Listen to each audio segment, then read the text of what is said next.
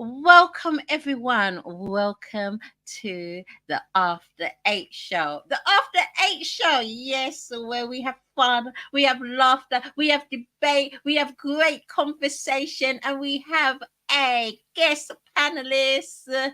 Oh, yes, giving you a little hint who it could be. Oh yeah, I'll tell you afterwards. But here we have DJ Boosadelic in the house. Hello, DJ Boosadelic. Yo, Mike. How are you? You've muted your mic. We can't hear you. I could hear you before. Your mic. Okay. Yay! I took it off when I got up during the intro, and I forgot to unmute myself. So I apologize about that. But how are you doing, Queen Odessa? I am doing wonderful, hitting the new year with a bang. And I just want to say Happy New Year to you, and as well as all of our faithful viewers out there. Big up yourselves. Definitely so. Happy New Year, everyone. Kwanzaa, however you celebrate it, Happy New Year. It's a great start, 2024. What are we listening to in the background? Who is joining us today? It is none other than our wonderful international R&B soul jazz sensation who is been hitting the charts by storm. He's everywhere, everyone, and I love it. And every tune he makes, it is just incredible. I haven't heard any that I'm like, he is just creme de la creme. It's a none of a soulful, smooth man, Joe Levy. Hey, Queen. Hey, D. Hey, how you doing, brother? All right, brother. It's good to see you too. Good to be with you again, Miss Ladassa. Oh, it's wonderful to see you, Joe. Absolutely wonderful. And Happy New Year to you. Both. Happy New Year to you both. Thank you. I'm so pumped to have you on here because I've been jamming off your song on the intro here, and I was just like, I got to meet this brother. Thank you. Man, it's good to be here. You know, it's been a tough year. Lost a lot of family last year. 2023 was a crazy year. We had great success with the music, but you know, a lot of personal losses with my nephew and my uncle and different ones, brother, and all those who passed on. It's weird how life is, man. You know, it don't stop. Yeah, that's for sure. And my condolences to you for your losses, and may they rest in peace. Honestly, I know it's difficult. Yeah, it is a little difficult to celebrate, you know, the happy times of the year when some of the ones that you love so much are missing, you know, but that's a part of life. And it's been a bittersweet year because we've had some stellar success with the music, and so I'm happy and, you know, sad at the same time. I totally can relate to that. I totally understand. And you're wearing your dapper hat today. Oh, that. Yeah, I'm kind of grown used to these things, man. It's kind of become a signature. It definitely is. So, last year, well, you know, your album came out, Soul on Fire. Now, it's like every track on there, is just hit after hit after hit. Yeah, it's been really amazing. Thank you for saying so. You know, Adassa, I'm really, really proud of what we've done, and we're not done. I mean, we still got more singles to release, if you can believe it. So I'm really, really proud of what we've been able to accomplish so far with the singles we've released. All of them have done really, really well. I think we're six singles into the album. We've got 5 more to release. And we may release all 5. We may not. There may be some that we don't, but it's looking like all 5 are going to get released, because I think the messaging is what's so powerful in the music. I think that's what's resonating with people is the positive and family messaging that we're trying to put forth. It's kind of like a balance to what our music has turned into in mainstream. So I think we're trying to push back on some of those, some of the idealism that has kind of taken over our culture now. Anti-family, anti-love, anti-human, anti-male, anti-female. You know, just turned us into everything that's wrong. And music should inspire. It should make you want to love more and be more and be inspired to do things right and do things better. And they've turned our music into I don't even know what to call it, but it's so offensive to me as an artist because where's the artistry? What are you selling? It certainly isn't. It's a whole thing, and there's only community that seems to be geared at is ours. I don't Yeah, see other communities making the kind of music that we make. they're not. It's our community really making a mockery and really insulting our men and Mm. really making a mockery and insulting our women as well. And Yeah, you see it on the videos, you hear it on the lyrics, and it is really puts us in a bad light. Really does put us in a bad light. It, It's shocking. it is, and it's corroding our children. Yeah. This, I don't know what other. When is it cool within a culture to poison your own seed? I don't understand that. Where do they think our kids are going with this messaging and this information, especially from our women now?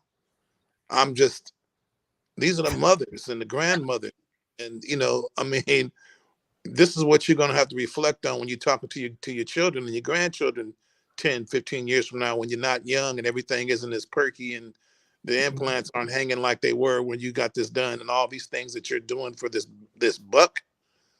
And it just I'm appalled because when the kids grow up just a few years they're all looking back saying, wow, I wish I had a, but now look what you've done. And so I've got grandkids, I've got very, very young grandnieces, and I don't even understand the world that they live in and how they can process with the information that they have. It's such they won't let kids be kids anymore. These are not children in the traditional sense. They have to grow up and be adults at 6 and 7 years old with these horrible images of women and ideas about what men are and this toxic masculinity that is pervasive in our music today. Um, They're bringing the children into it, and they think it's cute. So what they do, they semi dress the children in provocative clothes, you know, and go on TikTok, and the children are there dancing and singing, and they think it's quite humorous, but it isn't. What it's doing is conditioning and building that child up for yeah, really like things to come that they're going to be embarrassed about. That's if they be embarrassed about. But I think most of them will be, because they're not thinking ahead of time, the impact that it will have, you you know. I would have 10 years ago, I would have said so. But if you don't have any moral conditioning, you don't Mhm. even be embarrassed. Yeah. But that that's kids are today. This is their whole lock, stock, and barrel. This is what they aspire to be. A that's bad bitch. That's an aspiration now. That's a highly qualified, unskilled position to maintain. And they can't. There are millions of girls out here that are applying for that job right now that yeah, are to be, bodies tatted, uh, you know, to say the most vulgar, to do the most vulgar, to be the most vulgar, to be the most violent, to be the most ignorant. I've never seen anything like what's being done to our community. and those that speak up and try to bring this to the mainstream are always, attacked and called, the worst kinds of names, and all these things that, but it's like everything they're saying is true. You can promote this in our communities, but you won't promote it in your own. And so it's a different form of racism that we deal with now, to where we now absolutely hate ourselves to the point Yeah. that there's nothing, we don't take pride in anything within our own anymore. And that's the saddest part for me as an aging artist, to look Mhm. back and see that these young kids just don't get it. For them, it's all about the bag. No one is taking any responsibility. And the people that are making money off this are the same people that have always made money off this. This is what they do. Yeah, exactly. I was gonna say the exact same thing, but I think back about when the OJ's had that song "For the Love of Money." Mm, It's like that was a prophecy. And mm, then over the years, because I just turned 60 back in June, I've watched the evolution of this with, first, like, because when the videos first came out, most of the videos were kind of fun and corny and all that. But then you had these videos for certain songs. I remember the Booty Call came out, and what was that dance that Patrick used to do, the butterfly? And I can remember at the time I was working at a middle school, and them little girls would be outside at lunch recess. Instead of double dutching, they were out there trying to do them dances. And then they were sneaking them little booty shorts in their backpacks and putting them on when they got to school. At that time, you still had some parents that kind of came up there and would take them in the bathroom and wear them out.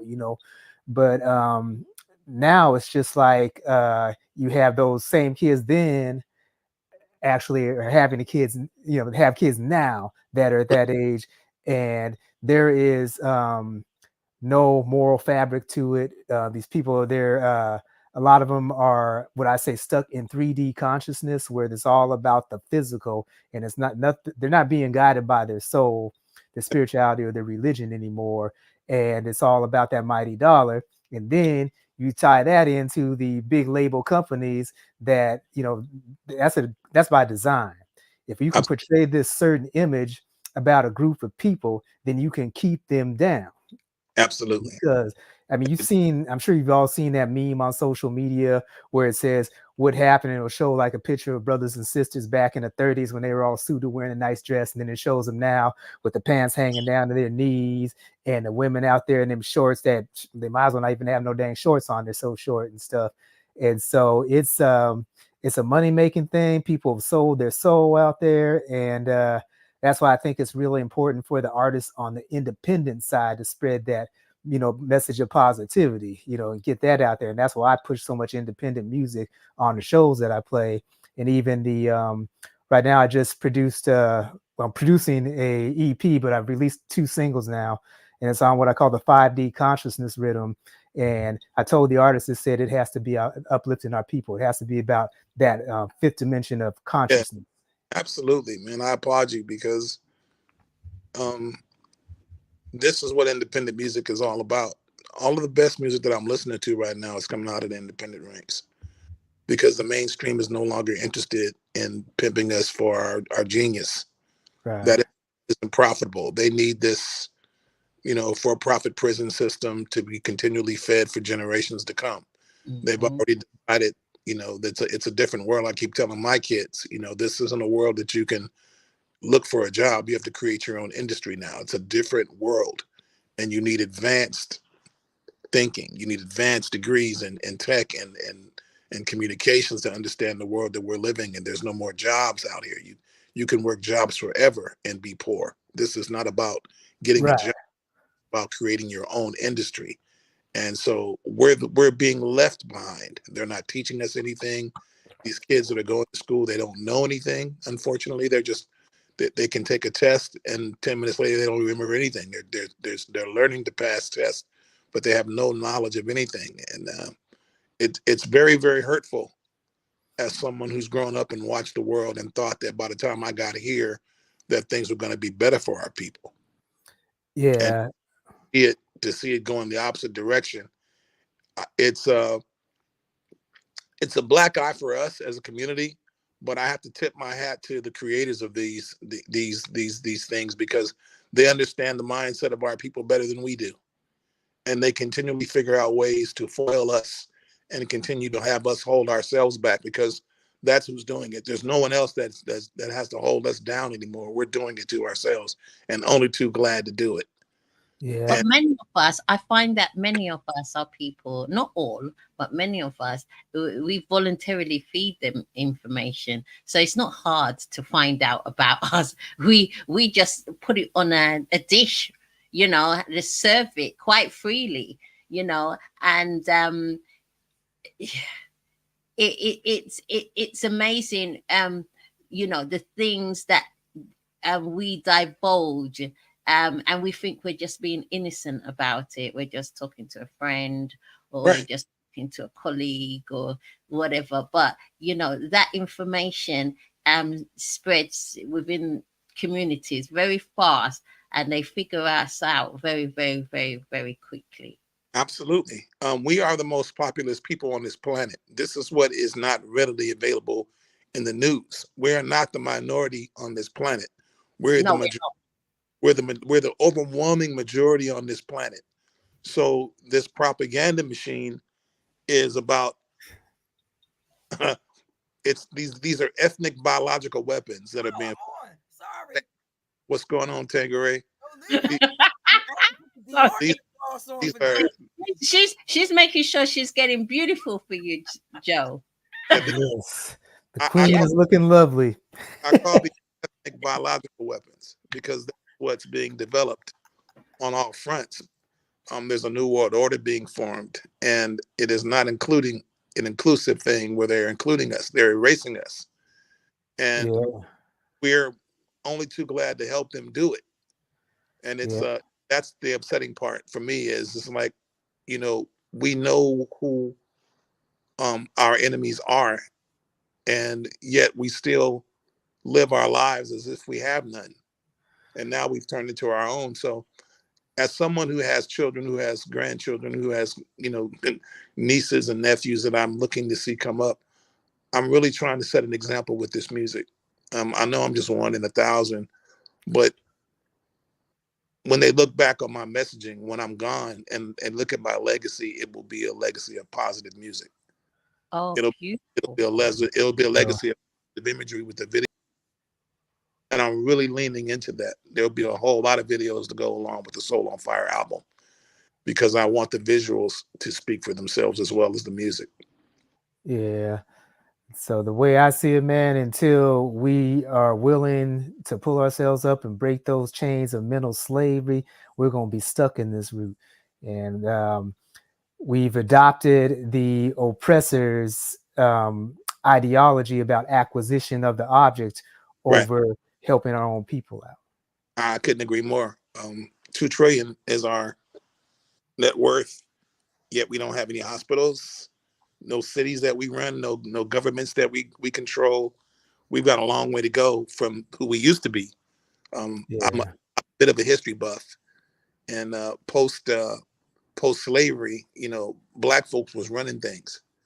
We had Yeah. our own cities, our own industries.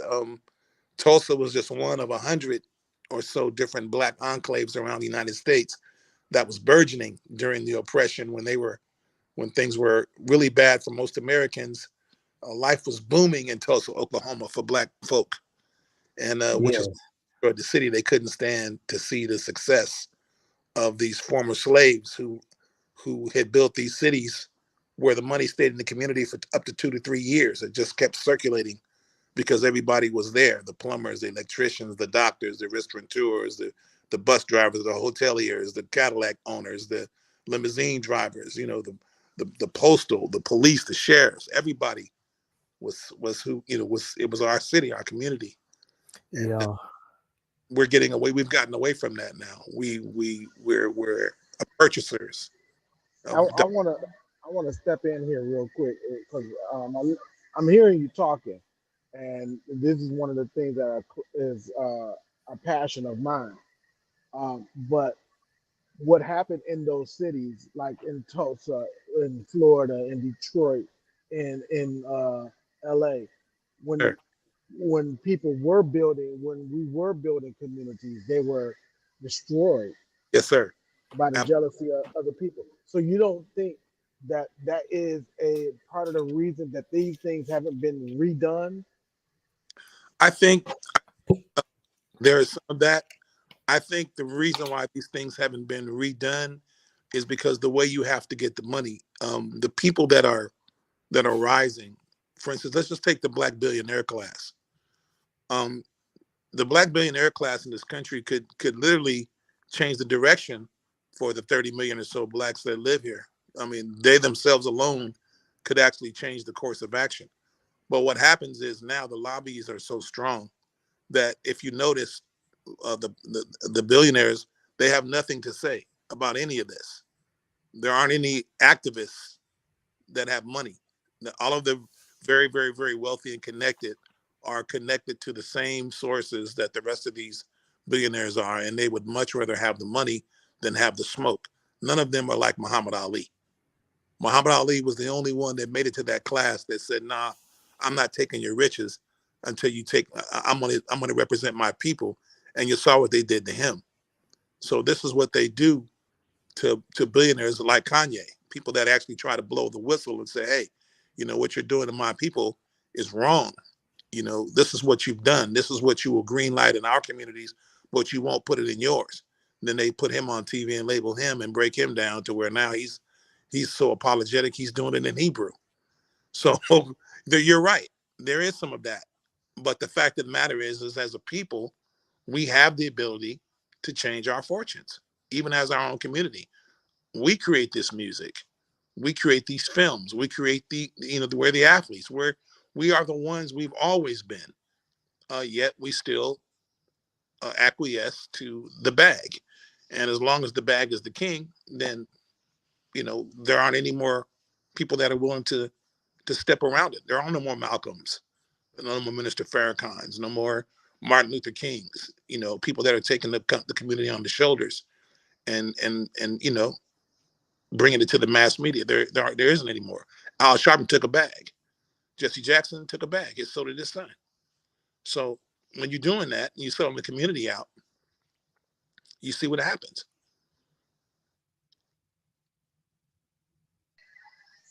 So my thing is, if the billionaires are connected to the, well, first off, I think that we don't have enough people the in government for us to make a actual change in our community. It'd be way different if we had more people that were in more black people that was in city government and our local governments and our state governments. If we had more of those people that were more like us in those government areas, or we had the money to buy those officials like everybody else do to lobby them, um, things would be a little different. But even then, still building on that, what would happen if those things were still rebuilt? We take a chance on exposing our families, exposing ourselves, and exposing generations to a detrimental poverty that's being forced on us because of how people think. So I think it's good to talk about it, but uh, there has to be something different that needs to change, and it's not just a mindset. It's us being in the community, being in governments, being in, and or at least having a starting with our education. We have to take control of our education, and I Absolutely. don't and I don't think that we don't do that because we are reliant on who's given us our education to give us good education to empower our people, and that's not going to happen. It's not ever going to happen. I agree. It all changed in the 70s when they started integrating the schools. As long as the schools were segregated, we were getting great educations. This is a fact. I remember, early on when I was going to school, and especially in the South, all the schools were black. It had black teachers, black principals, black students, and all of a sudden in the 70s, they started breaking the schools up and sending, people to integrate in the schools. But And the reason they were integrated was because of the simple fact those black schools weren't uh, they didn't recognize those black schools. So if you came from a black school and you were trying to go to a college, they didn't recognize the accreditations. So you couldn't get into a college going to a black school. So the reason they started integrating them was the fact to help the black kids come from a school that was accredited so they can go to a college. But I, you know, I think there's I think we need to just get more control of our education systems than to rely on uh, an education to be taught to us. We I can agree. get we're in a position that we can create schools that are accredited, I agree. so we can start teaching our children again, but we just don't. And you know, one of the reasons why we don't, there's two, the ones that are in the our people, the ones that are in positions are not helping the rest enough. They've got the knowledge base. They know how to maneuver in the system. But it's almost like they want to be the golden person within that organization, or just the collective few that are in that position. And it's still a mentality of them and us. So they it's almost, they feel proud that they are the elite one of us, and then the rest are, still they've been programmed to think the rest are in that position because they chose to be in that position, because they didn't work hard enough to be in that position, because they're not educated enough to be in a certain position. And that's not necessarily the truth, but that's the way they're being programmed. So they're still working for the status quo, for they're institutionalized. And and it's very hard to get the rest of us in, when our own people that are in there don't want us in, and Yes, are not helping us in. that's right. That's right. It's kind of funny because that didn't used to be the case. No. When growing up, man, you see a black person on the street, we used to dab, acknowledge how you doing, sister, what's happening, brother. It was a whole different vibe, a whole different sense of community. When you lived in a neighborhood, you know, everybody in the parents was your parents and vice versa. You know what I mean? It was like, we didn't go out of the house and do nothing because Miss Jackson had just as much power as my mama did. My mama, Miss Jackson, come over and say, I saw your son doing this. You was gonna be in big trouble. And Miss Jackson might be the one to give it to you. But that's a whole different level of where we are right now. And it's again, it's all about leadership. And the leaders that are being, this is what information, this is why icons like Bill Cosby, like Byron Allen, these people that are trying to buy networks that understand the power of messaging, this is why they are so instrumental in our story. Bill Cosby was one of the premier forerunners in trying to make sure that black people got a fair shake when it came to film and television. He went to them because he was part of that cabal and was like, nah, this blacking of America, blackity, black, black, black, black, black, every time we turn around. We got to stop that. He tried to buy the network, and you saw what they did to him. They sabotaged him. Then comes along Byron Allen, same plan. He gets the money, tries to buy the network. Supreme Court sides with racism. They understand the importance of information. They understand our power as a race of people. The predominant race of people on this planet overwhelmingly are black and brown people. And they understand our power. We don't understand our power because of the communication and the lack of. And this is what movies, music, film, television is so important. It's why all you see from us on television is power and BMF and Raising Canaan and all these drug and ghetto and centered type television programming that makes these kids feel like all you can do to look forward to is being an athlete or a big time drug dealer or a badass bitch out here rapping on the stage, twerking. It's a whole different mindset. They took off little in the Cosby Show. They took away, different world when kids were wanting to go to college and be little, Dwayne Wade and Delisa. They took all those images off and replaced it with Lil Wayne and Lil Kim and Cardi B and now Bad Baby and all these different people, Sexy Red and all these different. And I can't call that music because I love Tangeray Howard. That's music. You know what I mean? I can't call that music when when there's so much great real music out here and real musicians that actually have talent and actually write songs and actually touch my spirit and touch my soul. That's what music is supposed to be. And so they've replaced us. They've replaced our superstars. You don't hear from our old. You still hear from their old artists. Rolling Stones on tour right now. Them dudes 80 years old. But Yeah. you don't hear from our older artists. There's no market for them. There never has been. Not as long as they've been in control. And when our artists do really well, they come up dead, like Michael Jackson, like Prince, like so many others that had super knowledge and super money and beat them at their game. They just kill them and take the rights to their music that way. So we're fighting a war.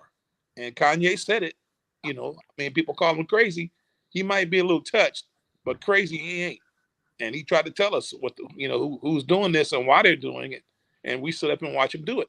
I love Tyler Perry. I love what he decided to do. He decided to start his own Hollywood. That's amazing. That's the power of what Black people can do. So we just need to, piggyback off of what he's doing and continue making great music, continue supporting independent artists, and continue to message this stuff and push back against this. That's the only thing we can do because they're not going to change. Work together because too many of us we're not looking at the bigger picture. We're not actually working together. We're competing with each other, and competing with each other is not the way forward. There is a bigger competition out there. There is a bigger war out there. So we haven't got time to be competing with one another. We haven't got time to be pulling each other down. We have to be uplifting one another, and we've got to be working tight and celebrating one another's achievements. That's exactly. Yes. I love that. I'm a big proponent of that. I support every artist that I love will be featured on all of my social media. Everybody that I love and support, I'm always on that tip about spreading the messaging about who we are as independent artists. Because if we don't champion each other, who else will? It takes a lot to get a profile as an independent artist. It takes a lot of work, a lot of effort to get out here as an independent artist and get any kind of traction. It's not easy because the doors aren't open. We don't have hundreds of thousands of dollars to put in the radio to get that kind of national attention. But that's what it takes. Yep, it has to be like a grassroots effort, man. It is, and it's very that do it. Avery did it. Ground swelling and running across this country in her station wagon, her and her husband, taking her music everywhere. And finally she caught traction. Same with Kim. It took a while, but it happens for some of us. We get out here, we keep working and keep bringing the heat like this lady above. I just love you, Tangeray. I'm such a big fan of you, girl. Let me tell you. I have to give me, man. I'm a little, starry-eyed right now, Tangeray. I was excited to find out you was gonna be here today. I have to bring the Dior out tonight. Oh. Hey, so you were talking about Cosby earlier in the Cosby Show. Remember when they first pitched the idea, the network's like, man, you're crazy. There's no such thing as a black a doctor and a black lawyer, and raising a family in a nice little brownstone. That's what they try to put out there. That part. And unfortunately, there were a lot of us who agreed with that. But I knew that to be true. I grew up in a family full of educators and professionals. So I knew that that was a good course, and America loved it. America Yeah. loved that show. They loved Different World. When Yeah. Different World was running, Black enrollment in college was at an all-time high. Yeah. Yes. That's Even over in the UK, it really inspired a lot of people to go back into education and go to university yeah, and get that degree, get that master's. It really inspired a lot of people. Oh yeah, well, I can do it. If they yeah. question themselves, they're like, I can actually go university and college and do Yeah. these things. It helped people. It did help people a A lot lot. of- That's exactly why they put it off the air and replaced it with the kind of television. Now that back then, like I said, college enrollment among blacks was at an all-time high during the Cosby run.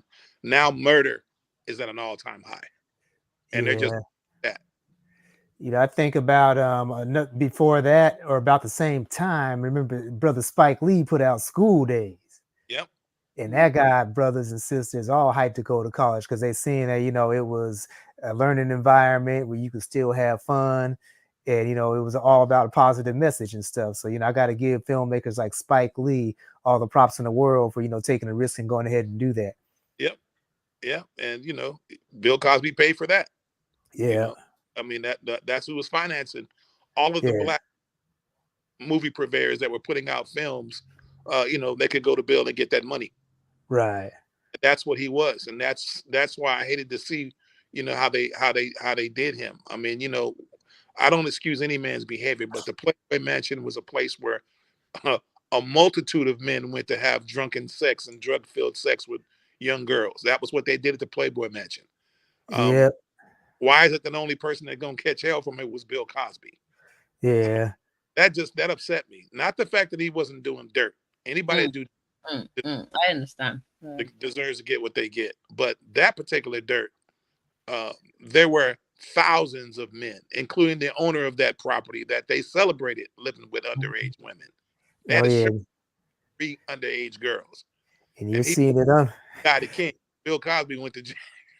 you're seeing it unfold right now with your R. Kelly's.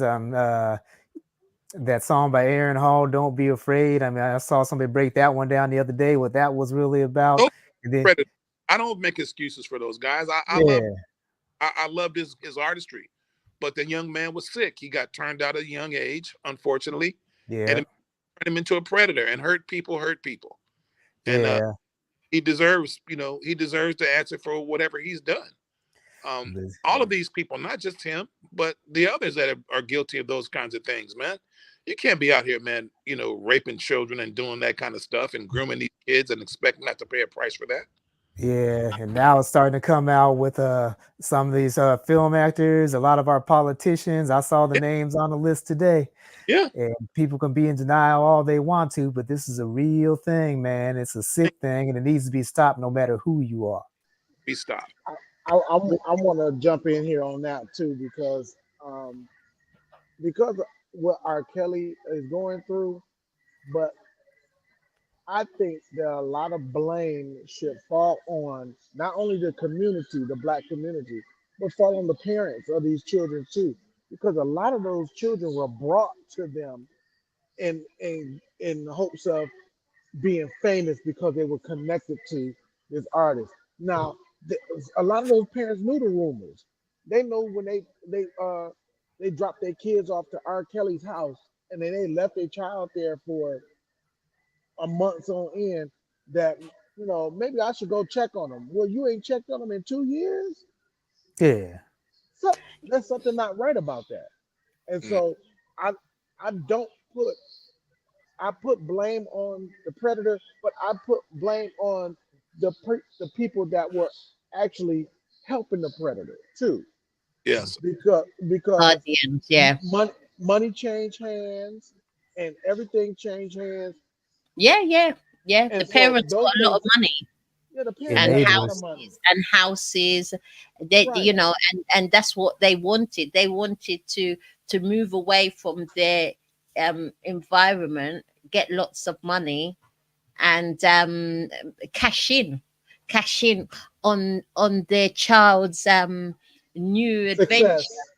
Hmm. Well, It was living vicariously through through their children. They wanted to Mm. be stars, and so they trying to promote their children to be stars. But at what cost did they get that? Yeah, that's the They thing. didn't. What cost, like you said, at what cost? What does it profit a man to gain the world and lose his soul? I mean, that's an old proverb that still rings true. There are people that will take that bag every time. There are people that will not. And you know, when you're in this industry and you've been a part of it, you know, which I have been at some point in my youth, which turned me off of it. You just realize that, you know, either you're gonna, you know, make a deal or you won't. You know, I wasn't one that wanted to make that deal. I wasn't, you know, trading my life, so to speak. And I don't fault other people who make that deal. It's a thing that you have to do. But I just believe that life is bigger than, you know, the money we spend. I can go to sleep at night. I can look myself in the mirror and recognize that I've done the things that my parents taught me to do. My grandmother put a lot of good things into me, and I can be proud of that. I can look at my legacy of my life and tell my children, you can do what I've done. You know what, you can copy what I've done, because I felt like I've lived a pretty, you know, I walked a pretty decent path. That's something that's getting harder to do. Yeah. And these young kids, they don't see the value in that. And it's unfortunate because, you know, we have to pass on these characteristics, these traits to the younger generation. Um, you know, it was funny growing up watching Chloe and her sister. You know, when they first came up, they were these little wholesome little young girls that, you know, they were careful about how they dressed them and stuff. But look at them now. Oh, the Kardashians. I was talking about Chloe and her sister, the two little, Okay. you know, you take that bag, you know, there's a requirement. Oh yeah. There's a requirement. And it's very few people that are going to say, no, I'm good. And I think Beyonce signed them. Of course. If I'm not mistaken. Yeah. Yeah. I don't, you know, I'm a queen. I was a Beyonce fan when she was younger. Um, I don't like to criticize other artists. I just wonder why, if you're at the top of your game, you're on the top of the food chain, you are it, right? Why do you contribute to that? Why do you not take your power and use it to inspire girls to be great, to Because be, there's always somebody above somebody at the top. And somebody at the top is answerable to somebody above. And if they don't do as they're told, then there's consequences, major consequences. So the higher you are, the mighty you fall. mm. Well, I would agree with that. I would totally agree with that. Again, I sat here and I've watched so many people fall in this industry. Um, it's unfortunate that those of us in our community that have contributed so much to this music industry often die penniless, with someone else owning the rights to the music, someone else owning the, you know, the publishing to your music. That is so often why you see so many of our older artists out here still working. That's why you see George Clinton out here working at 80 years old, because he doesn't own the rights to his music. Um, so you're working because you have to. That's why you see the Temptations, you know, still out here after 60 years, still, you know, singing, you know, My Girl, because they got to eat. You know, it's a serious thing. Um, there's been only a few people that really recognize how to capitalize on their own music and walk away with life. Stevie was one of them. Marvin didn't make it. Michael didn't make it. Prince didn't make it.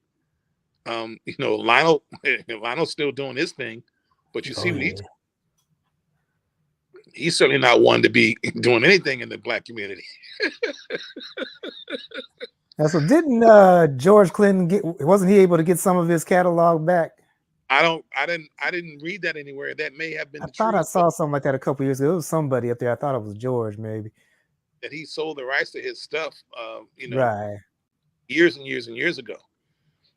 It's really unfortunate when you see these guys out here that icons, they still got to work because they didn't write the music. They just performed it, a lot of them. And you still got to come out here and, you know, shake a tail feather at 75, 80 years old. And Yeah. that's a tough thing. Mike wasn't one of those guys. Mike really beat him at their own game. and they murdered him for it. Yeah. Yeah, they murdered him, put him to sleep like a dog, and then blamed him, and walked away scot-free. That's the nature of how powerful the enemies of our people are. Let's bring love back. We're gonna bring a little bit of love and romance. We're gonna listen to one of your tracks, Joe Levy. You know, I Heart You. I love this song, and a lot of people did love this song when I shared it, and it brings back a little bit of chivalry, and how a man and woman should wine and dine. I love you, Adassa. You're so amazing. You went back to the old album. I love that.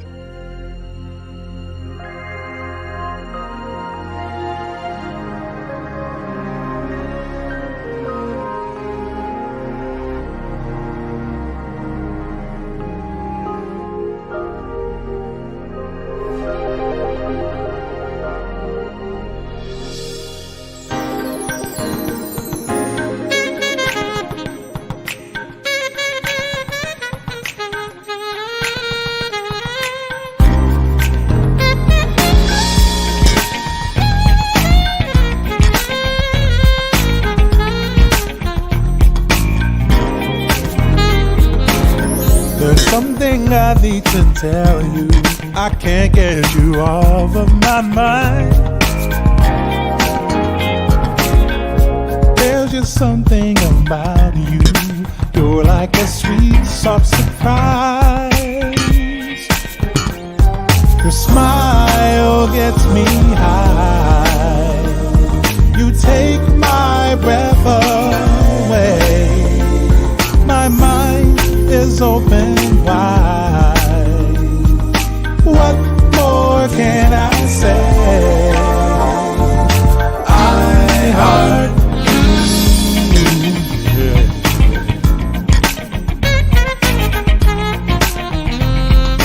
I heart you.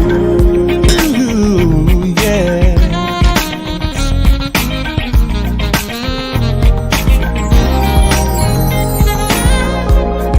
Spend time together, feels like you know me for years.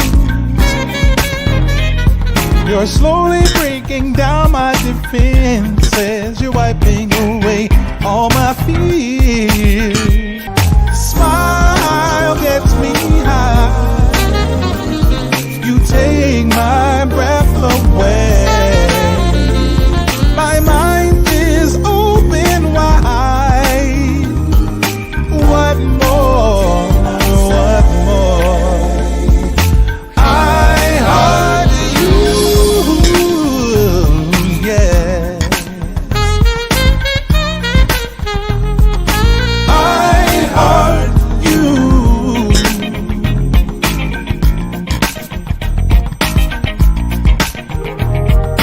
Oh, oh, oh, oh, oh, oh.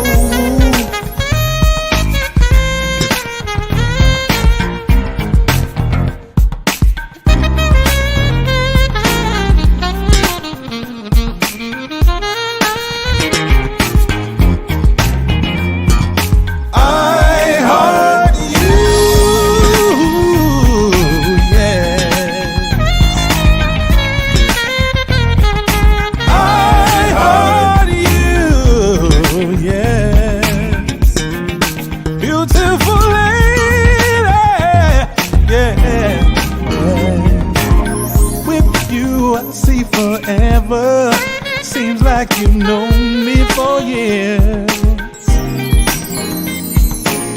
Breaking down my defenses, I'm wiping away all your fears. Smile gets me high. You take my breath away. My mind is open wide. What more can I say? I think I'm falling in love. I think I'm falling.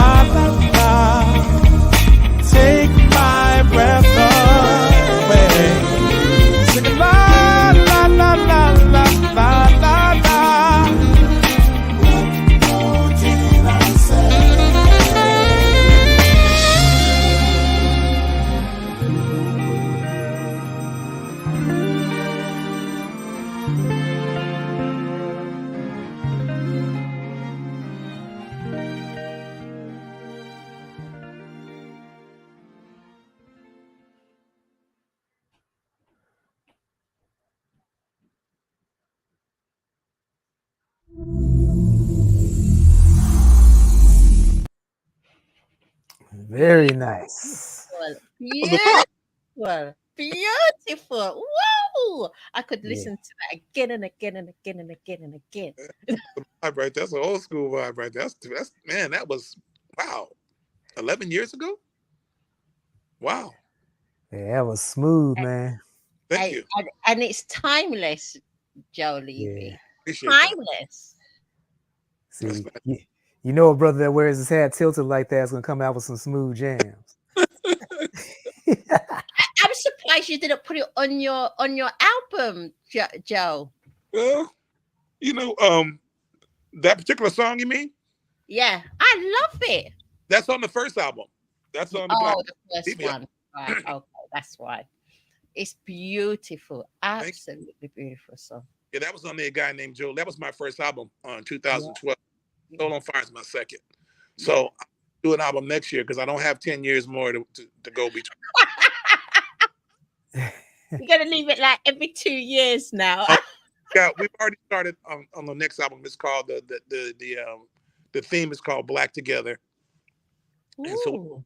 we already started working on the Black Together album. So hopefully I'll have that ready for release at the end of this year.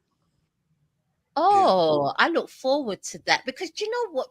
It's like I really want to see more of our people, like just like romancing and just getting on. Love is in it. I love love, and it's just so nice to see couples, really working together, really respecting one another, really loving one another. It's beautiful. I agree with you. That's why we have so many duets on this album. I think we have 3 duets on this album. Give It Right, Up a Notch, and Love All the Hurt Away. So I have 3 duets, 3 kind of love theme vibes. One up tempo, and one's kind of mid tempo, and then the other is of course a slow jam. So I'm with you. I mean I love the interaction between man and woman. Love is the most amazing thing God ever gave us. I'm inspired by it, even though I don't have it at the moment. I'm inspired. I'm inspired by it, because it really is the best part of what I've done. Everything I've done great has come out of love. Yeah. Being married for 23 years, my children, the music that I make, all that comes from love. So, I'm about 100% on it. Yeah. And you know what? No matter what the debates are and what people have to say, we are at our greatest. We are at full form when we are connected with, the right person that makes us shine, that brings out the best in us.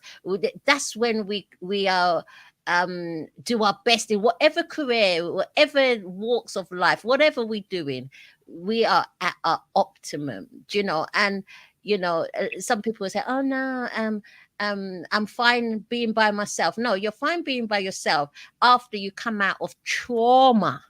Yeah. That's normal. Absolutely. If you've just come out of trauma, you should be by yourself for a while. That's okay. That's healthy. Absolutely.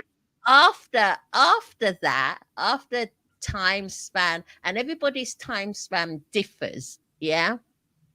Everybody's time. Yes. When you walk into something that's healthy now, not talking about trauma, healthy, it's the most beautiful thing. You can't deny that. You're absolutely right. I look for that period again in this lifetime. But right now, it's all about getting ready for to work this Solo Fire record. We've had an amazing run. It's amazing because the title track is a gospel record. Solo on Fire is a gospel record, and so a lot of people don't expect me to come like that. But man, without God, without His covering, without His blessings, I don't get to where I'm at. I don't get here. This is His story, so I got to tell it, and that's what Soul on Fire is about. It's a positive record because my life has been positive. Right. The things that have happened to me in relationships and with my family and my children, nothing short of Red Sea stuff. So that's what the Soul on Fire record is. Just a thing that I was able to raise my family and be a father and a husband and have people regard me and love me and still do and care about me. That's that's a blessing, truly. And that's what the Soul on Fire album is about. I tell you what's on fire this evening. Well, Tori seems to really enjoy the music out there. Good afternoon, Tori. Oh, good afternoon, Tori. But your hair, thank you. Listen, I knew that Joe Levy was going to be here today, so I had to make sure that it was bouncing and flowing tonight. Girl, the Queen of Philadelphia in the building. Yes, but I'm also the Queen of Boozadelic as well. All right, oh, that's right. That's what's happening. I talked about that on my radio show. I played Philly Jump again, and I said, y'all got to watch the last couple episodes to figure that out, but it's kind of like a little inside thing.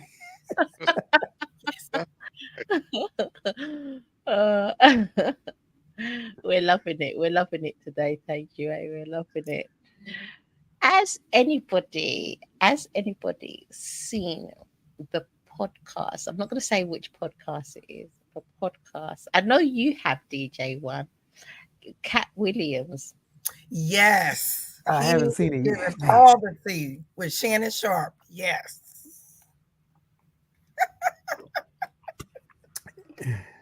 It was the best 2 hours out. of my life. It was the best 2 hours of comedy I've ever seen in a long time. That wasn't even 2 hours, DJ One. It was a 3-hour interview. It was the longest. It's the longest interview. I don't even think Barbara Waters did an interview that long. She never did. Nobody's ever did an interview that long. But I had to see it. You haven't seen it? No, I have. I had to see it. Oh, it's Yeah, it's a lot of truth in there. So if you're not ready for a lot of truth, don't go. Don't go. That's all I'm gonna say. The world according to Cat. He would tell it like he sees it. No question about it. No. Well, the thing about that, he not only told her how he see it, he told her like it was, and he brought receipts. So it's kind of hard to debate Cat on what he said because he also brought about Cat. He's not a liar. You know, he did not do that because he told the truth. He didn't bring like all the information and set it down right in front of people. What he did was he put it out there. He said, "Go check it. Go, people. If you check your Facebook or your X, your Instagram, people have been posted. Well, Cat didn't lie about this, and they got pictures of him. They got the video of him doing this joke, and then Seven doing the joke, then they got pictures of when he said that they were once you start drinking the juice from those people, they'll set you up with certain type of people they want you to be with, and they all kind of look the same. He put pictures of Steve Harvey and his wife, and Martin Lawrence and his wife, and Cedric the Entertainer and his wife, and they basically all look the same. And he did not lie. That's all I can say. He did not lie. And a lot of people are going in on him saying that he sound bitter. But think about it like this: if you've gone for years and said nothing and was the bigger man for years, and all they've done, and you have already told them, okay, y'all good with the joke, y'all can, that's yours, you can have it. Then you get on TV and say, oh, it wasn't even Cat's joke, it was my joke. And then y'all start saying different things about Cat, and then when Cat ends up in jail here, y'all want to make fun of him, y'all want to say lies, oh, Cat was on this and Cat was on that. And you go on years for it, and then they get on social media and then actually say something where it's now it's time to set the record straight. And I think that's what he did. He set the record straight. Yes, it was without a bunch of venom. Club Shay Shay. I want to have to check that out because I've seen I it didn't all even over my realize that social Shannon media left the feed. show that he was on. So he doing his thing now. Now they trying to compare, his viewership with the viewership of the show he was on. It's been a mess. All I'm going to say to that is, you know,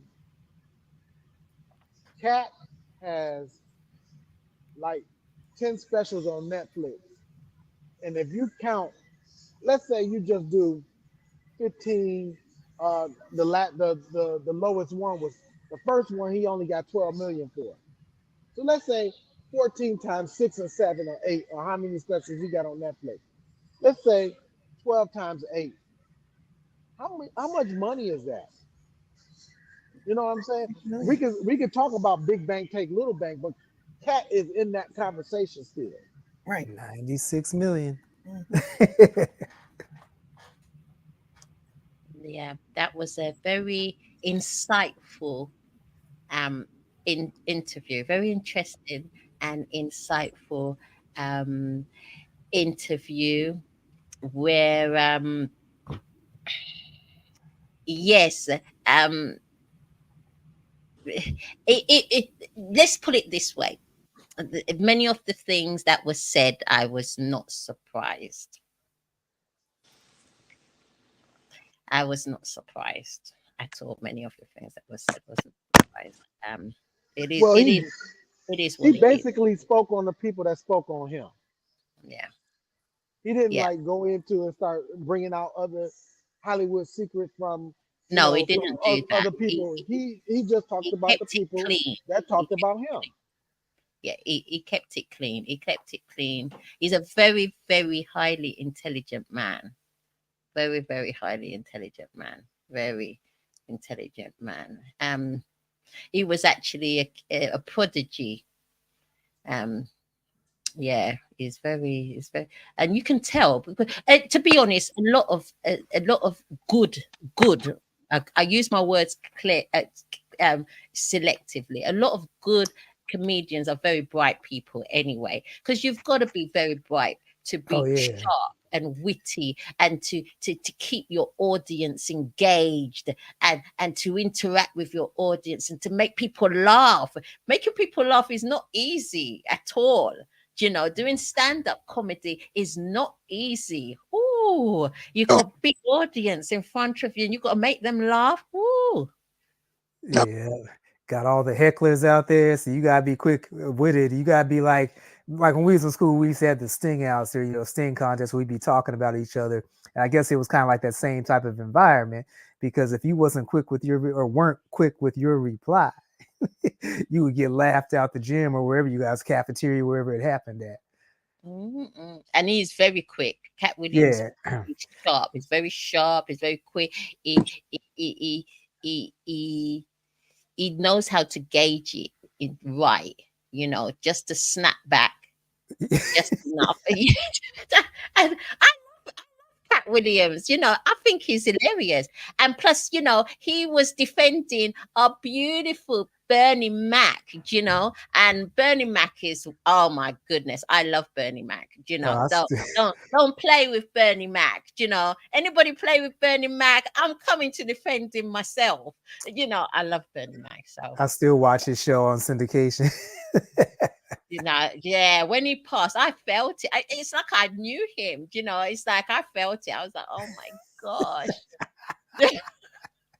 I was like, oh no, I wasn't happy at all. No way. I was upset. Man. Yeah. So if anybody's got 3 hours to spare, Well, I all don't I have to know is do that. I took an intermission in between. it- I had I to take an I intermission, go get straight some more run. popcorn, and come back. Oh right, yeah. I just eat all the popcorn one time. I just straight run for me. Just that. Take a deep I breath. had I had Find a big find old a little bowl, and then I window had to of go get another one. opportunity. I'll have to But break it up probably into 3 for me. yeah, but it's actually a very good interview, and that's what I'm gonna say. It's a perfect interview because Cat didn't let uh, Cat didn't let Shannon get away with certain things either. Yeah. Shannon would say certain things, and then Cat was like, "Well, wait a minute, hold on," and then he would, check him about that, and then they would go back and forth, and then he would say certain things, but then, you know how certain people you say certain things, and then they like, "Wait, oh man, I'm gonna get canceled," you know, they start to worry because if you ask for the truth and you start to get the truth, you want the whole truth or just pieces You of it. you You can't get know, pieces.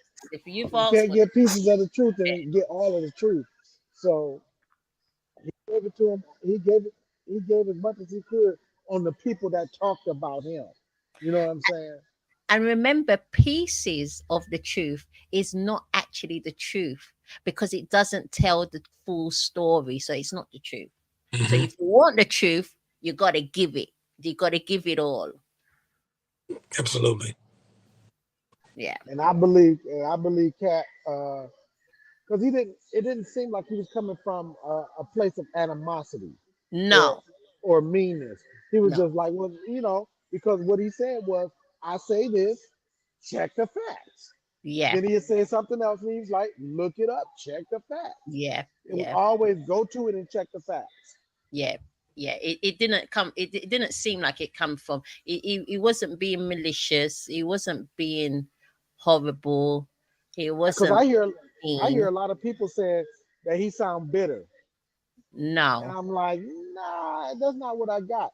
But and then I hear a lot of women saying that what he was doing on Shannon Sharp show, Club Shay Shay, was basically uh, um, like a venting woman. No. But my No. th- but I I didn't didn't see it like that. I didn't get that either. I didn't get that. No. I didn't No. get that because That's just he rubbish. didn't he didn't go there and start. I think the only joke he told uh, that was on a comedian was at Ricky Smiley. Yeah. Yeah. Yeah. Yeah. He called him ugly, or then he told him he's not funny or something like. He did both of that, and then said, they can't. Him and Tyler Perry can't act like men, so they have to dress up like women. They're I better remember. women actors than Yeah. they are men actors. Yeah. Yeah. I remember when I he think said. that was the only dig that through that whole 3 hours. That was the only dig. But do you No. remember? But remember though that society is conditioned to not appreciate the truth, to question the truth, to actually don't believe the truth. That when you actually tell the truth, that you're the problem. Because the negative always outweighs the positive. They'll believe Cat Williams was a crackhead, but they won't believe Cat Williams was never on crack and that he was able to let me tell you what the situation was. They'll Mm. believe the part that he was a crackhead, that he was on drugs, that he was losing his mind and he was crazy before they believe that Cat says, I was never crazy, I was never on crack, I was never losing my mind. I just didn't approach it like that. And Well, they that said that just about Dave Chappelle. They say the same thing about Dave Chappelle, Richard Pryor, Yeah. every yeah. Muhammad Ali, every black man that ever walked that's awake always has to Yeah. be Dave saying Chappelle, Kanye Dave West. Same thing about Kanye too. Kanye. Chappelle, You know, uh, he didn't. here's what I love about here's a guy from the streets that his mother said you could do anything that you set your mind to. yeah. And this man became a billionaire because he believed he could. Yeah. Okay. To show you the power of a black mind when it's set upon something. Everything Kanye West set out to do, he did it because Yeah. he instilled in him that he could. From Yeah. making beats, from becoming the rapper, from becoming the fashion designer, from becoming a multi-billionaire, all the things. This was a man from the streets Yeah. that didn't rob anybody, didn't sell drugs. So of course he got to be crazy because if you doing what Kanye's doing, okay, can you imagine an America full of people that think like him? They couldn't handle it, man. Yeah, I think back when remember during Hurricane Katrina, and I think it was Mike Myers was interviewing him, and Yeah, he just got to rambling from the heart, and he said, "And George Bush just don't like black people." His eyes got all big, and everybody's like, "Whoa, dude, you can't say that." But Kanye didn't give a you know what. He just said he it. tells the He truth. spoke truth. Yeah. Tell us. Same with Minister Farrakhan. You know, uh, Oh yeah, I you know, saw him live. you know, God tells the truth. Yeah, You and know, so that's his big. If he's guilty of one thing, he's guilty of telling the truth. yeah, And they love to call our truth hate speech. Yeah, yeah. And And yeah, the average person who's right. programmed don't like the truth. They And don't. this is why messaging and having a network is so important, so that some truth can come out. Yeah. Truth can be told, so that the blackening of Black America, because they won't let us be Americans, we got to be Black Americans. right. Everybody else can just be American, but when it comes to us, we Black before anything. Every Yeah, article, if there's a Black person involved, they face is plastered across it. Their Blackness I, is. I'll take that title. I'll take that title. I'll take yeah, Black But American this is what because they drove called us so Bill many other Cosby in the different front. things. They Right. called us so many other different things. I'll take Black American as long as they, at the end of the day, I'm still American. I'll Right. take Black American. Well, But so when the yeah, when if the cops shoot they, you down armed, it's what does your skin color have to do with it? oh, You know, nothing. when you're an unarmed citizen and you've been shot down by the police, your skin color should have nothing to do with it. The only reason why they add our skin color in, because when you add Black into the equation, now there's some question on whether it was justifiable or not. Because we all know mhm, Black folks need to be shot. That's what the blackening thing is about. And that's why Cosby said, hey, just tell it like it is. Unarmed citizens shot by police. What does his skin color have to do with it? Yeah, When you that's make why they it about sit. crime instead of the skin color, now something got to be done about it. But Well, when you that's make why it they about sit skin and say. color, niggas again. Well, that's why they sit and say the black on black crime and things like that. When they when there's so much more white So on white crime and Asian on Asian crime and Jew on Jew crime, it's so much more of that type of criminal activity that's on par with the same that absolutely black on black crime, but they don't call it that. They no. just call it yeah. I they never just have call it understood crime. that. That's why Bill Cosby was so adamant about having a network, a big four, where you could actually speak the truth, where the news is owned by someone who doesn't have a dog in the fight, not a corporation, but to bring back real truth, to bring back a real perspective, to end the blackening. This is why there will never be a network owned by us, not a major network. Yeah, because even like BET, that's not owned by black folks anymore. And you Absolutely. notice the programming, like the commercials that come on, especially like later at night.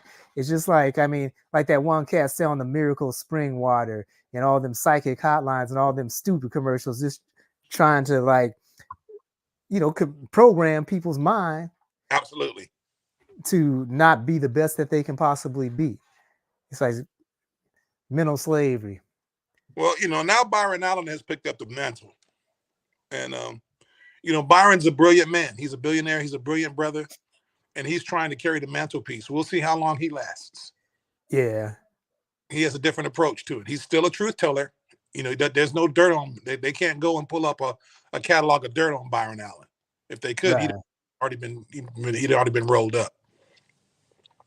So we'll see how well he does. He's trying. He tried to buy NBC here recently. Just this last, Right.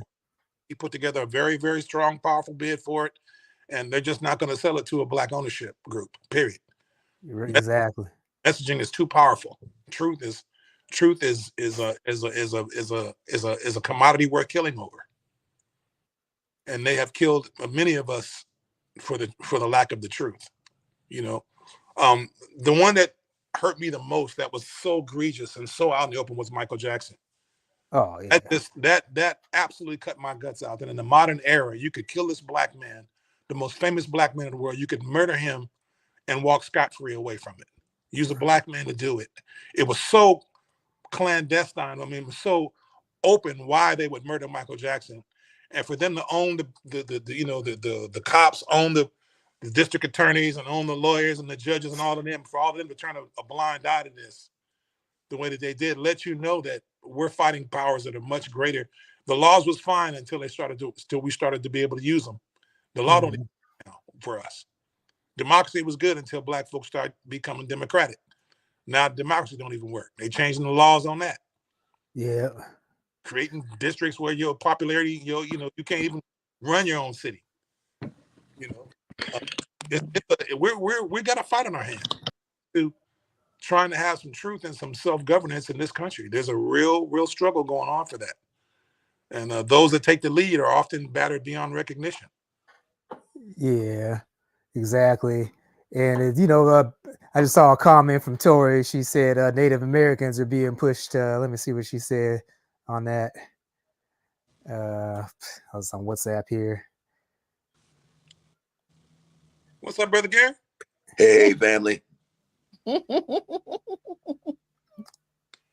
Yeah, Native Americans who are indigenous, we don't like being called Native Americans either.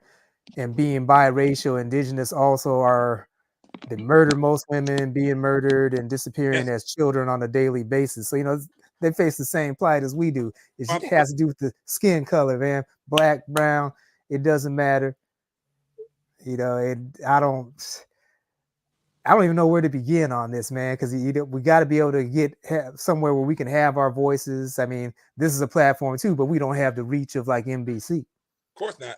Well, yet things rapidly changing. The dynamics are changing. The populations are changing, and technology. Now we have to be worried about these ethnic biological weapons. I say ethnic biological weapons. I mean ethnic biological weapons. We're at that stage in our science now. So these viruses and things that are coming out that are overwhelmingly killing black and brown people, these are designer drugs. These are designer viruses that have been worked on and done gain of function activity and tested, and are now the Chinese are engaged in biological warfare, chemical warfare. They can get your DNA and develop strains that only affect people with your DNA markers.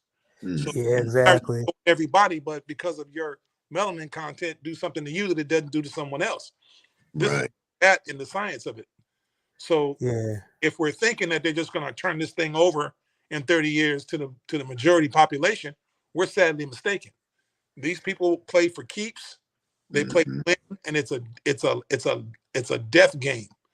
And they're only way better than us at death. They got way more experience at killing and murder than we. But what we don't do is protect the people that do have the technology and the know-how. There's a young lady out there right now who has a cure for cancer, and she has to raise money for her to keep doing the science because she can't, because of the fact that they won't allow her to keep up with the technology so she can continue to research and make it better. Let me DJ one about people know about it, but people are not supporting her. Dr. Green this information on Dr. Green has been out now for 6 or 7 years. She doesn't have a potential cure for cancer. She has a cure for cancer across the cancer spectrum. In one treatment, I read her science. In one treatment, her laboratory rat, she cured level 5, level 6 tumors were completely gone in 4 days. Cancer was gone in 10. She can cure cancer across the cancer spectrum: brain, liver, colon, vaginal, breast, blood, testicular. She can cure it all with laser activated nanites that she developed at MIT. The fact of the matter is that her treatment will never be greenlit in the United States. Cancer is a $500 billion profit industry every year. Everything that is in this country is geared to give us cancer. America is 6% of the world population. We have 87% of the world's cancer. It is a for-profit industry, and anything that threatens cancer will be eradicated. That's a fact. It's all about the money.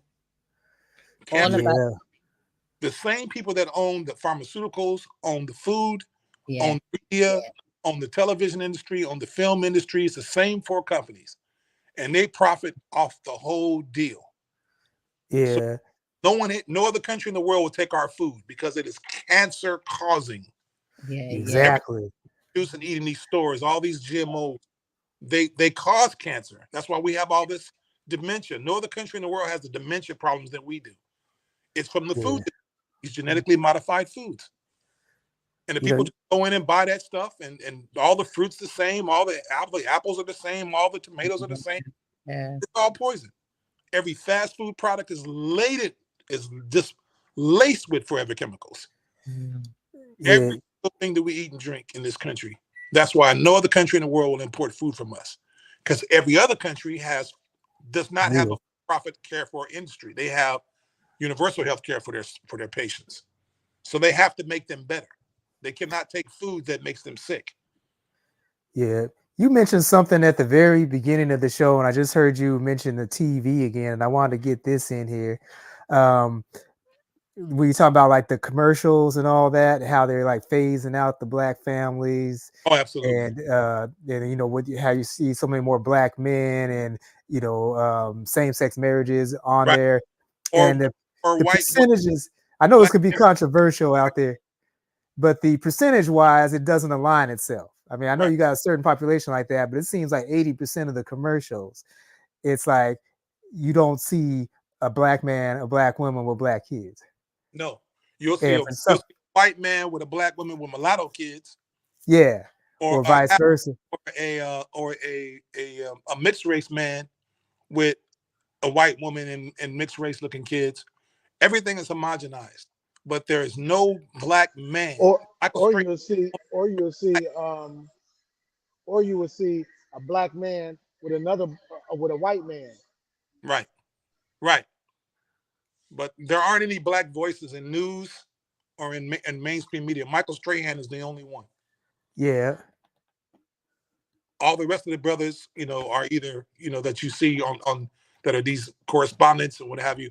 All these brothers are usually, and I'm not knocking the LGBT community, but all these dudes are gay. Yeah. They don't want a heterosexual black male image on anything. Your image is a threat. When you're a heterosexual black male, you got to be a gangbanger or an athlete or ignorant in some fashion that can either hit a baseball, swing a club, throw a punch, or sell drugs. Yeah. There are no positive black images of men in any of our media. Yeah, think about that song that KRS-One had back in the day called "Why Is That?" Yeah, you don't teach. You don't teach white kids to be black. Right. James Brown was a different dude. He came from a different era. Say it loud. I mean, he had he owned radio stations. I mean, he was one of the original pioneers. But he came up in a different era when the struggle was real. Now they killed the struggle with giving everybody a bag because the money don't mean nothing. I just print it. So the money is not worth anything. So why not give it to a bunch of thugs and strippers to lead down that path? Because the money doesn't mean anything now. It's just paper on just print on a paper now. They just print more of it. But the jail sales, the lack of work, the condition of our communities is a reality that we're all facing. And it's going to get even worse because of AI is phasing out a lot of the entry-level jobs. Absolutely. So for those of you that don't have the skill set out there, you need to figure out this AI thing. Otherwise, you're going to be left behind and forced to go to the underworld. And then when they eliminate cash from our society, what are you going to do then when everything becomes digital? Everything is coming. You already see the results of it. The homeless population is blowing the roof off in every city. It's not just poor anymore. It's underclass now. Yeah, it's not people that are on drugs and crazy people. It's broke people. It's families that can't afford rent. It's a whole different underclass. And the thing here in America is they don't give a crap. They don't. Yeah. It's like, what's our cost of living increase? In this country, when you get sick and you own a house, that's okay. Just if you need money, which you're gonna need, because the healthcare is expensive, and your Medicare don't cover it. So now you got a house, you can just go do a reverse mortgage. Yep. Right? Yeah. Take over. You don't leave your family nothing. They take your house when you're gone, and now all of you are broke without state. And guess what? You're And going you, to end up sleeping. and you know who they target. No, it's the true. It's true. It's true. Because whichever way it's coming out. It's coming out when you're ill. It's coming out in all different fashions. It's coming out when you get older and you get poorly and Yep. you need care. And because they've built up a culture where the children don't want to look after their elderly parents, they're not interested. They put them in the home, but then what happens? Homes cost money. You've Yep. got to remortgage your house. You've got to sell your house to pay for those homes. Yeah, they're Yeah. figuring next 15 years, our net total income as a community will be zero. Yeah, That's what because they're figuring for our community. because the fear is the aging population, All right. So and the they're 20 trying years, to wipe it out. now think about this. In this country, in 20 years, whites will be a numerical minority for the first time since they came across and killed up all the native people. In less than 20 years. In 20 years, there won't be a black community that's valued at anything because they're going to make sure of it. They're going to take all your money, all your cash, and everything, and you're going to be left out here in the streets with the weeping and the gnashing of the teeth because there's nothing for you.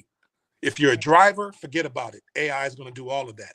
Yeah. If you work in a restaurant, forget about Forget it. about AI is going to do all of that, even cook the food. Cashier, All thing right? of the past. A thing of the past. So Yeah. different world. And the fact of the matter is they don't care if 3/4 of the nation is sleeping in the streets. So what? We'll build a place on the moon someplace for the rich folks. And if you want to see the film, look at the film Elysium and look at where we're headed to. Yep. Check And out remember, So- they've already desensitized people already. So it's a case of them and us. They've already conditioned people that those on the street is because you wanted to go there because you didn't manage yourself properly. That's the mentality. Yeah, So therefore, there's no caring. It's like, well, that's your business. I'm dealing with my business. That's your business. Right. that's right. No knowledge. No, there's no financial training in the black community. Yeah. There's no financial literacy in the black community. Everybody wants to grab a bag and don't know what to do with it when they get it. Yeah. You gave blacks Yeah. tomorrow, we'd be broke in 3 days. Yeah. Because the jeweler, the car man, is gonna get all that money. Most of the folks, they're gonna go out and buy jewels and cars and houses they can afford. We were talking about that. We were talking about that last week. You know, how houses is like how many bedrooms are you really gonna have? Do you know, Yeah. 10 bedrooms that you can't even maintain. You can't clean it, all that electricity bill, that maintenance. Then you're gonna have to hire somebody to help out, and so all of that is costs, unnecessary costs. People don't realize because if you don't have any financial, Literacy. you don't know what to do. You have Yeah. no idea how to turn $50 into $350.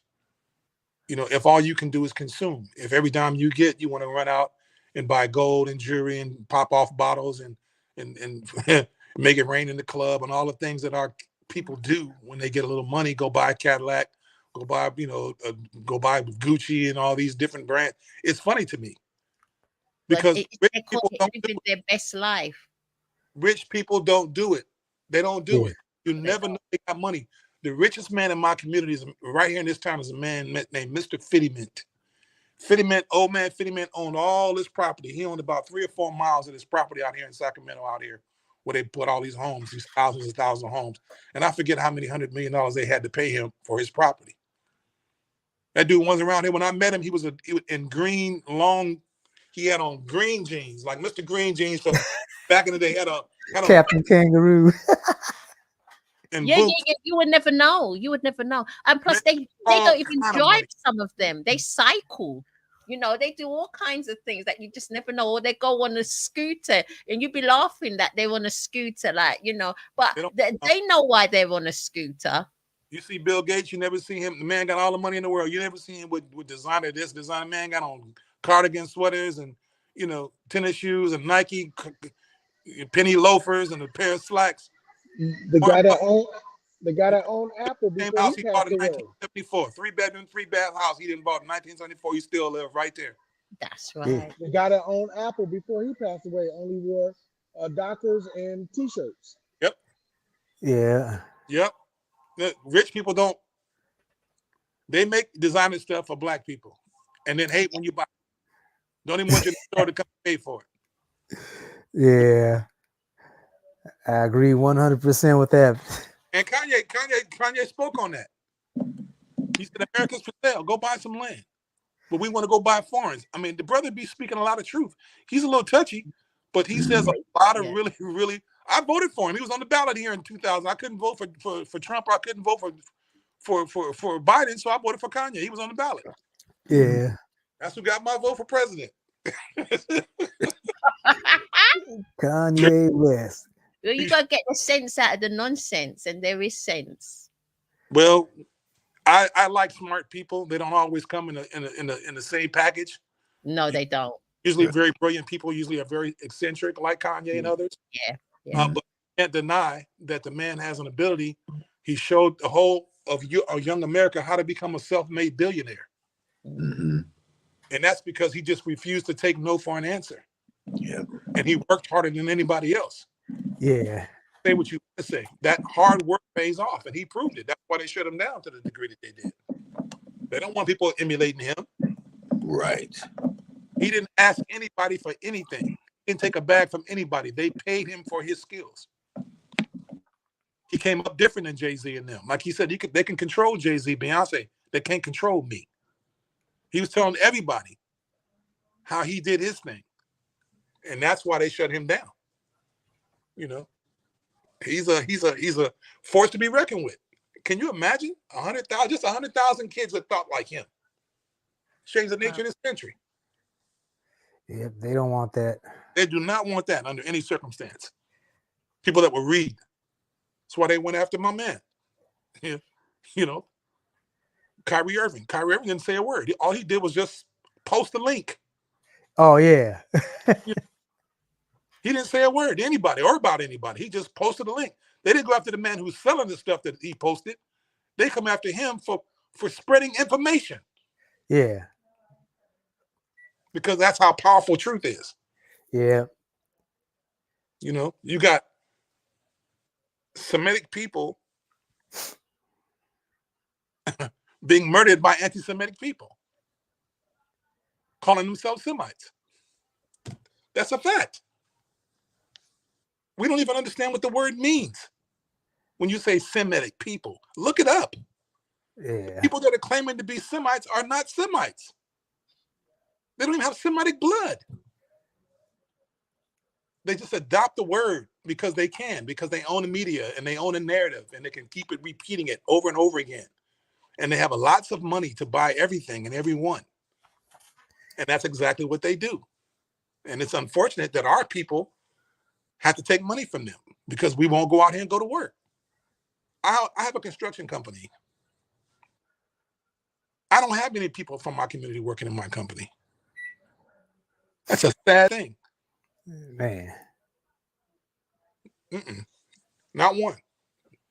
I wish. We do job fairs. We reach out to the community. These kids and these guys don't want to work. And the ones that do want to work have a mile long. Most of them have criminal history. They can't get the proper insurance and stuff because they've been to jail. They've gone through all this stuff. They realize, man, I messed up my life. I want to get it together. Now they come out, Mr. Levy, can I work? It's like, man, I really don't have a space for you. You know, certain spaces I can't get you in. And I would love to. This is what we're faced with. Yes. I've seen the same thing here with like the electrical union, the brothers in the local electrical union asking me all the time if I knew some young brothers that'd be interested in the trade. And you know what? I can't find any. I said, man, I don't want to do that, you know. So sad. That sucker money. I was like, you know, that sucker money when they get like, you know, they're doing $60 an hour. Sometimes it's $90 an hour, depending on what you're doing. I don't call that sucker money. Sweep. Do you know what? That really hurts me. Do you know what? Because we need strong black men. in the community. We need strong black boys to grow into strong black men. We need it. And do you know what? I was watching this game show. It was like this virtual game show. I can't remember the name of it. Um, it was a strange game show. It was a game show where they were creating like role profiles, and some of them were creating a real um profile. They were representing themselves. Some of them were creating a fake profile, and the game was to figure out who was lying, who was telling the truth, and Oh, okay. you got to eliminate certain people. Yeah, so everybody's convincing the, the the team, so to speak, that they are authentic, and some are authentic and some are fake. Right, they're taking on a fake persona, fake family, fake everything, fake Wow. narrative. Oh, that's Wow. kind of like that old show, To Tell the Truth. It wasn't called that. It's something else. I can't Yeah, but remember. it's the same principle because I remember that back in the day. But this one just seems like they've evolved it a little bit more. What you're talking about, yeah. There was a black brother in there. He was brilliant. He was lovely. There was a black sister in there, because these shows, there's always romance that so they actually liked one another, and you could see them wanting to work together. And I thought, oh, that's brilliant. Brother and sister, they're going to work together to try and win. One of them help each other win the game. They didn't really care who won. Well, they did. They wanted to win, but if it came down to whatever, then they wanted each other to win at least. Yeah. Now there was a guy, and he was thinking very cleverly, and he said it very openly. He said, because the girl was good, the woman was fantastic, she was good, but the guy was better. Wow. So the guy, one of the contestants said, we're going to get rid of the man, because if we get rid of listen to this, if we get rid of the man, it will weaken the woman. Do you see what I'm Wow. saying? We get rid of the man, and then the woman will naturally weaken and fall to pieces, and she'll lose anyway. So let's target the man. So they came in, they were targeting, putting a lot of pressure on the black man. They wanted the black man out, because once the black man out, the black woman is sorted out. She's destroyed by default. By default. So that is what is happening. A lot of black especially professional black women, they need to know what game it is. They think that they're being bougie. They got the game running. You ain't got no game running. You haven't even got a man. And because your men are suffering, and that's what society's doing. They're taking away your men in many different areas. And you know what's happening? Because they're destroying you. Right. They're But weakening you. You think that you're strong. You're a 28-year-old at peak of your career. That's not going to last, my love. You are going to suffer when you start getting into your elder years. You're going to start suffering from your mental health will start to compromise. Your looks will waver, my friend. And unfortunately, because that's just the way of life, that's just life, right? And your game plan is going to start dwindling. Yeah. Man, that sounds like the playbook.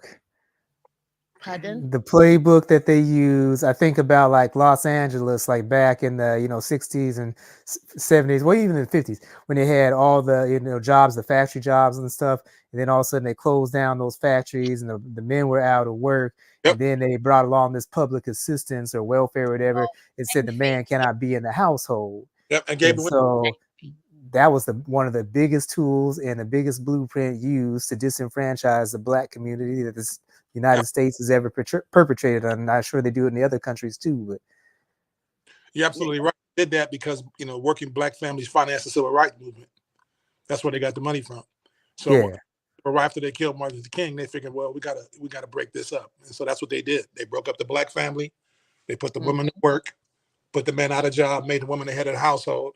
Yeah. Which both my grandparents, that dynamic changed because once my grandfathers, once their wives went to work and became gainfully employed, it changed the way that they saw themselves. Mm-hmm. And it definitely changed the dynamic in both of those relationships. Yeah. I actually witnessed that. Yeah. Because they used to be dependent on both grandparents. My grandmas were dependent on their husbands, and all of a sudden they became the premier breadwinners because society changed. And getting jobs that my grandmother became an educator, one of the top educators in San Diego. The other one became was one of the first to go to work she worked in the weapons industry for General Dynamics and Howard Hughes. Back in San Diego. It's not done by accident. It's done deliberately. These women are given these roles deliberately so they can disrespect their black men, that they can see their black men as a lower species, so they didn't as a lower being. It's look like they were different, but the psychological effect of it. Yeah, it's a subconscious thing. Even if it's not consciously done, it's a subconscious thing. Most definitely. And then the battle happens in the home. You've had a long day. Sometimes you bring your work home because it's that nature. You're a lecturer, you're a teacher, you're this. Of course, you're going to be bringing work home. Either you're working very late or you're bringing your work home. Then what? You still have to cook, you still have to clean, you still have to tend for the children, you still have to serve your husband, and you're tired. Then you become miserable, and then the man don't want a miserable woman in the house. So then this is when the fractions start. The man's going to be like, this woman's miserable, this woman's not even cooking a meal, and the woman's like, well, you can cook the meal. So this is where the tug of war happens. My grandma was one of them women that did it all and cooked all of them. She never let go of her duties. And they get tired. All it does. Her thing and still took care of her husband and family and kids. And there are women that do that. There are. But I'm telling you this, Joe Levy, it gets to a point where it takes a toll. And it takes a toll on their health, mental health, physical health. Yes. And we were talking about cancer rates. Oh yes, then you're going to see a flood of females with cancer. You're going to see a flood of females. Unfortunately, passing earlier than they should be passing. And these are the knock-on effects. I agree. That's because the female role in life wasn't to be running the head of the household. It's not. That's not our role. That wasn't the role. And people always talk about, well, there is no roles when you're married. Yes, there is. Yes, there are roles. Is. There's definitely roles. And it's a needed role. And there is clear defined roles. A man has certain roles. A man has certain strengths and qualities. Equally, a woman has certain strengths and qualities. And it's going to be completely different. The only thing that needs to be done is that the man respects those qualities that the woman has and appreciates it, and vice versa. It's not about a woman trying to be a man and trying to do all the things that a man gonna do, because she's gonna be 10 feet under. She's going to be, a woman doesn't have that mental and physical strength that a man has. That is biology. That is science. That's just pure biology and science. And I wish a lot of women, especially career women, would really get it. Stop trying to be like a man. We are not built like a man. Nah, you were put here to do the things that we can't do as men. Yeah. Yes, exactly, and complement one another. Right. And men, look after your woman. She is your rose, your petal. There's things that she does. Yes, respect her for it. And do what you need to do as a man. And then the two roles gel and complement each other, and they create that healthy and home environment and relationship. If people just did that, it'd be okay. Right. I completely agree. But here we are. Women want to be men now, want to be women. We have 70% of our houses now are led by women. Society. A lot of dads that don't show up. I wasn't one of those. I was fortunate enough to be raised by a traditional man, and I was able to have a traditional kind of household myself. But so many of us don't have those kind of connections to our families. I'm fortunate. My kids are grown, and they call me on a daily, check on me. They ain't gotta do that. They do because they love their dad and they want to, they want to be connected. And I feel so fortunate because it could be the other way around. They could be like, man, forget that so and so. But they all over the world, they care about me. They call me from, get on the FaceTime with me from Japan and wherever they at, be like, hey, Pop, and I love that. It means I did something right. And it has such a devastating effect on the children. I remember I was on Facebook. I would never say names. But there was a particular person, and they'd fallen out with their son. I don't know what happened. I don't know their business, right? They put this long trilogy. They put this long script about their son, this, and I've done that, and really bashing their son. And I'm not saying that the son is a saint, but at the same time, did that person not contribute to that son's upbringing in any shape or form? Where's the accountability? And also that no matter what your son's done, that is still your son. You don't put it on social media in any shape or form. So that's something you deal with privately. That's something that if you're not pleased with your son about something, you deal with privately or amongst the family members, but you don't put it on social media so you can get sympathy from your Facebook or your social media fans. That is I just thought that was bizarre.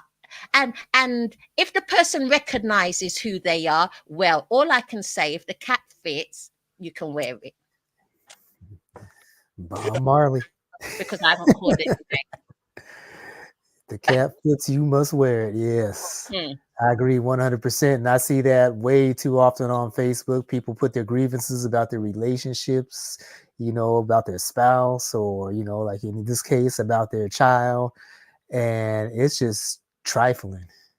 It's disrespectful. Absolutely. It really is. It really it's immature.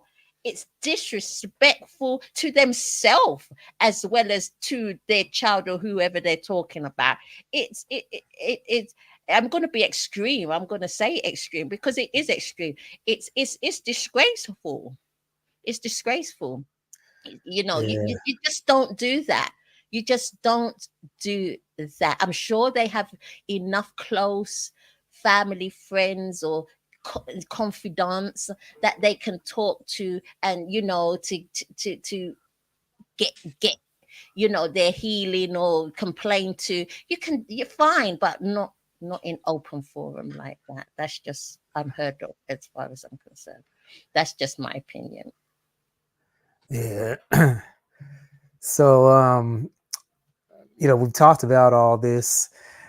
What are possible solutions? How can we reverse this trend? It's so hard. It's really hard because people are just so programmed. But the people that are not programmed. Yeah, I think the more of us that step up and tell the truth. Yeah. I just think we need more money, and then the right people controlling the money. We're having those conversations. This needs to happen everywhere in all forums where we're concerned.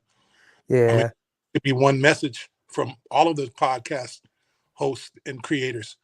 We've got to fight fire with fire. We have to fight, liars with the truth, and we can't from it. Yeah, but People truth are don't scared. mean yeah, but truth don't mean anything if you don't have the money. That's true. That's true. That's true, but look, there's a saying, every little make a muckle, and I know what you mean, that you do need to be strategic, and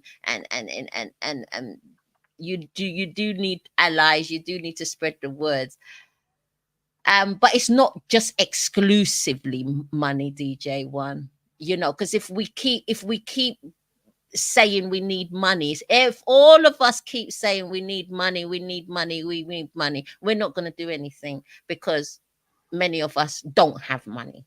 Yeah, we need commodities. Not that kind of money.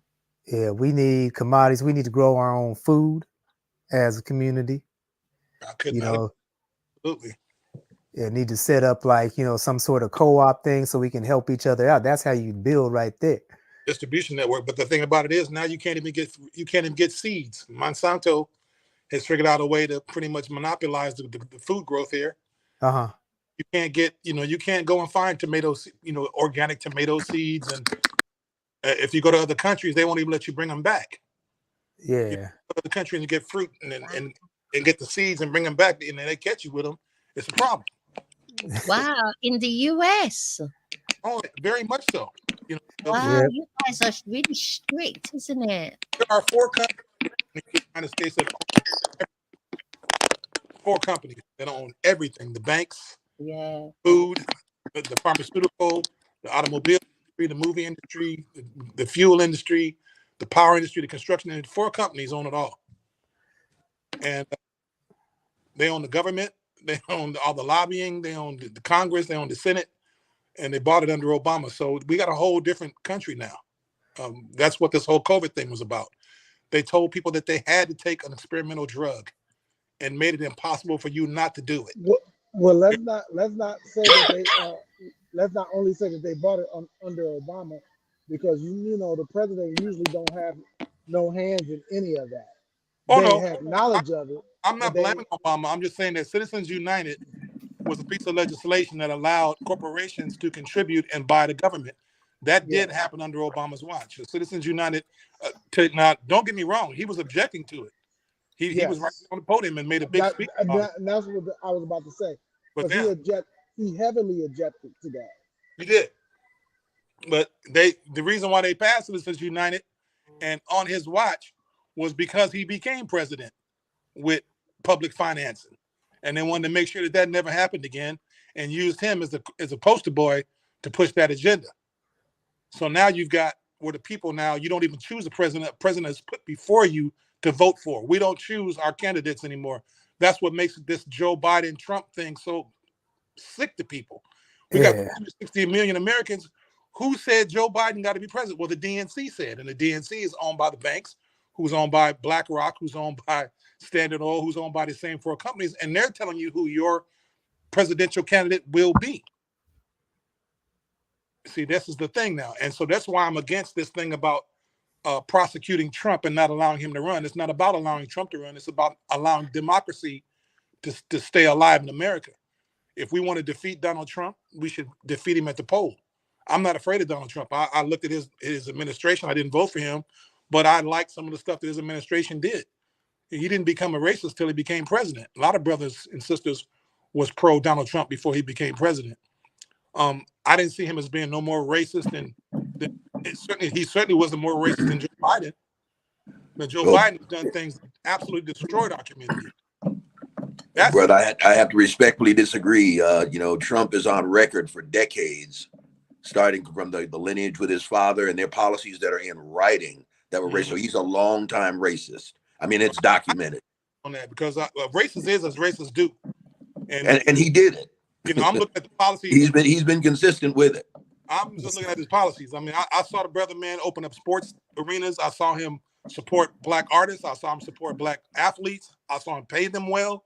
I saw him bring in Jennifer Hudson when her family was murdered. I saw him bring her to Mar-a-Lago and look after her and her family for months.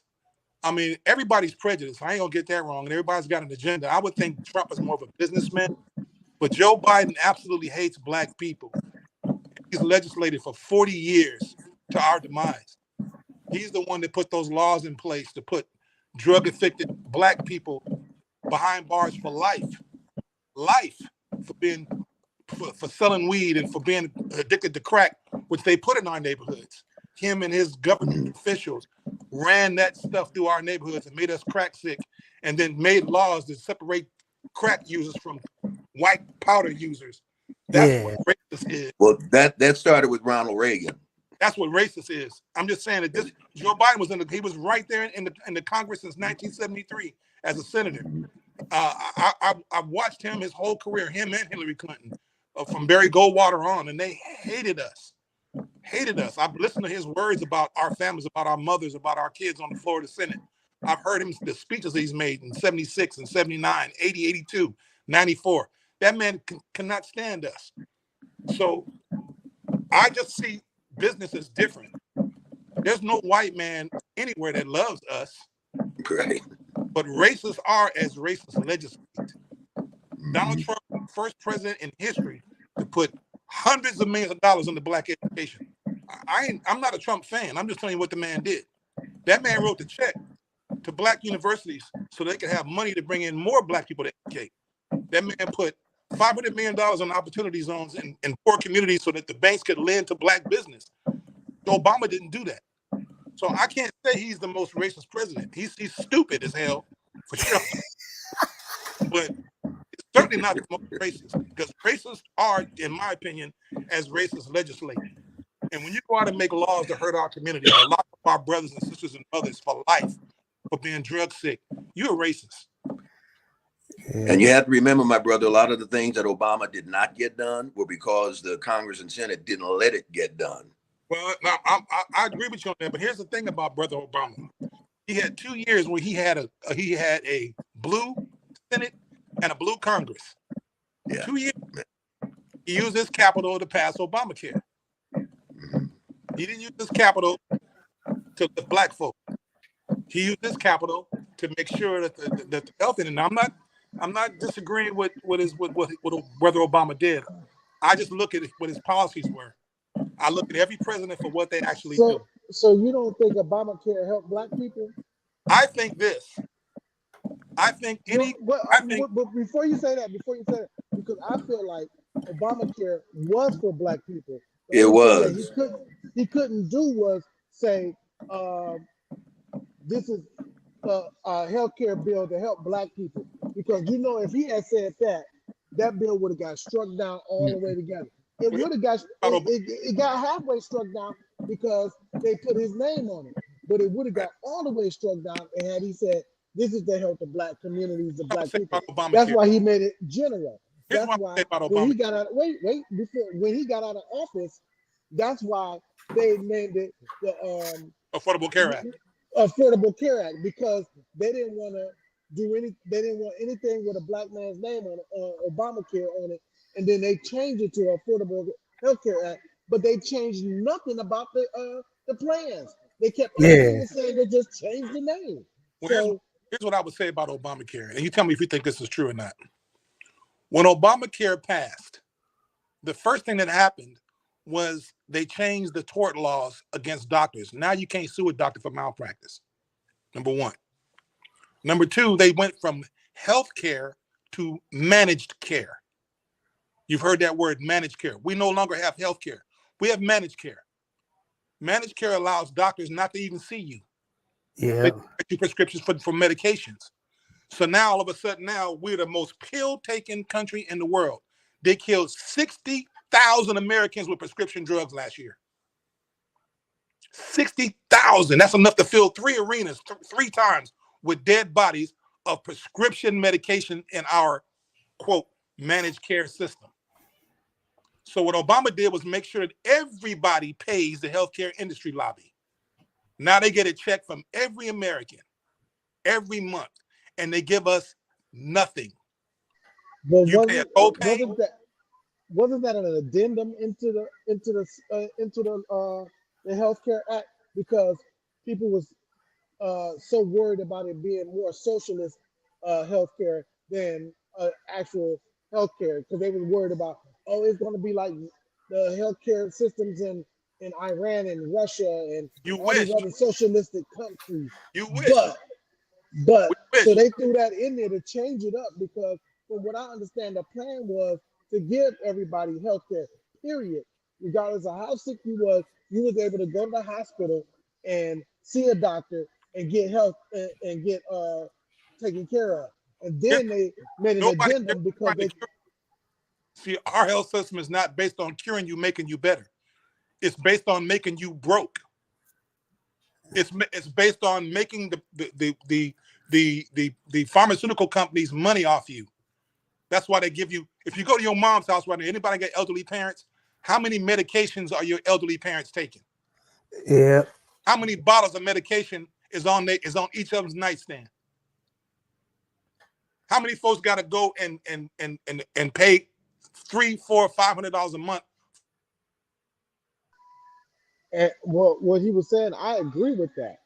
But I think in the original plan of the Affordable Health Care Act or the Obamacare, it was so much more like the other governments, other countries all over the world that people was scared that that's why they started calling Obama a socialist president. He wants to bring socialism to America. He's trying to bring socialism and all this other stuff. Well, everybody deserves health care. And I think that's what it was. So that addendum to the plan was to, okay, we'll get everybody health care, but this is the cost. We have to do this too.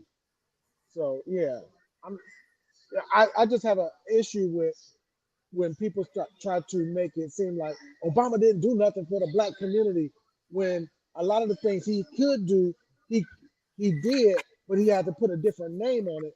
So let's just say what it was. So the white people in America wouldn't get all up in arms about something that was for the black community. Yeah, because you see those videos all the time on social media where they're interviewing like the Trump supporters, asking them about the why they like the affordable health care better than the Obamacare, and they say, oh, because it's like way better. And then the guys will be like, you do realize it's the same thing, right? They're like, no, it's not. We have to end the show now. Sorry to part you. We can pick this conversation up another time, but we're going to part the show. I'd like to thank all of you for being on the show. I'd like to thank our guest panelist, Joe Levy, and anybody who wants to catch Joe Levy, be at the Atlantis City Jazz Festival on the 13th of January. It's at the bottom, and he's going to be with Gino Zana on the 2nd of February at Yoshi Oakland CA. So please do support Joe Levy. He's a phenomenal, fantastic artist. And we're going to close the show with his latest single that he brought out over the festive season and still relevant really now. One more day. Sometimes we would love one more day. Imagine that. Imagine, who would you choose if you could spend one more day with a chosen person? Who would that person be? Just one more day. One more day. Sometimes we wish that, and that would make such a big difference. So instead of asking for one more day, do what you need to do now, today, whatever it is. Don't wait for tomorrow. Tomorrow's never promised. Do it today. It's 2024. So whatever you got to do, just go out, grab it, do it. Do it. And you notice it's the first show of the year, and that was good the whole show. It is. And you've been well behaved, DJ One. Congratulations. Yourself. Pat yourself. Well done. I hope this is the start of many good things for the year for you. Yeah.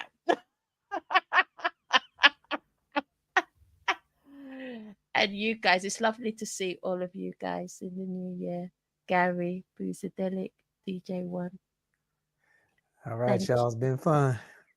It has been fun. A lot of hot conversation, a lot of hot topics. And I'd like to thank viewers, those are going to listen to the repeated shows, those that interacted tonight, Tori, Soul Town, Ron, the list goes on.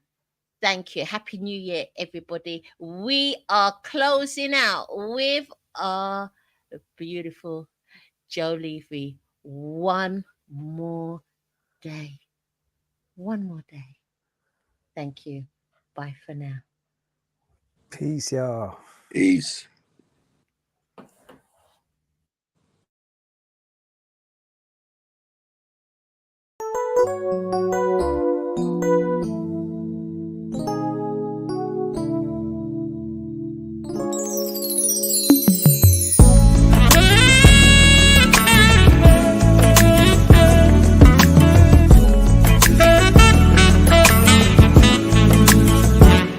I'm coming home. I can't wait for you and I to be alone. To be alone. I'm bringing love.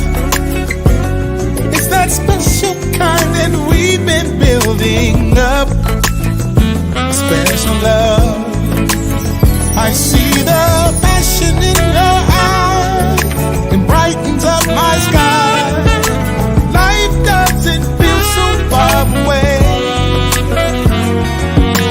All that I want from you this Christmas is another day.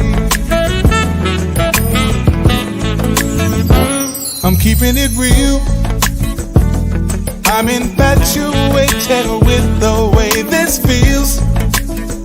The way it feels. You say my name. It's the first time that I feel that I can claim this ain't a game. I see the passion in your eyes. It brightens up my sky. My life doesn't feel so far away. All that I want from you this Christmas is another day. Another day to show how much I need you. Ooh, what you mean to me. Another day, hold you in my arms, baby. Oh, let me kiss you tenderly. One more day.